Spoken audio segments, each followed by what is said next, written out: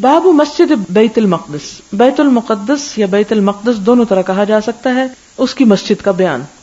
حدثنا ابو الولید حدثنا شعبہ عن عبد الملک سمعت قزعة مولى زیاد قال سمعت ابا سعید الخدری رضی اللہ عنہ یحدث باربع عن النبی صلی اللہ علیہ وسلم کہ ابو سعید خدری جو ہیں انہوں نے 4 باتیں حضور صلی اللہ علیہ وسلم سے بیان کی ہیں.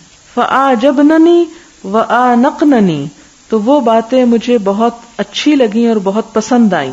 انیق. قال لا تسافر المرأة یومین الا ومعها زوجها. ایک بات اس میں کہ آپ صلی اللہ علیہ وسلم نے فرمایا کہ عورت سفر نہ کرے 2 دن کا مگر یہ کہ اس کے ساتھ اس کا شوہر ہو او ذو محرم یا کوئی محرم ہو. دوسری بات ولا صوم فی یومین، اور نہیں کوئی روزہ 2 دنوں میں. یہ کون سے 2 دن ہیں؟ الفطر والاضحیٰ، عید الاضحیٰ اور عید الفطر. ولا صلاۃ بعد صلاتین، اور نہیں کوئی نماز 2 نمازوں کے بعد.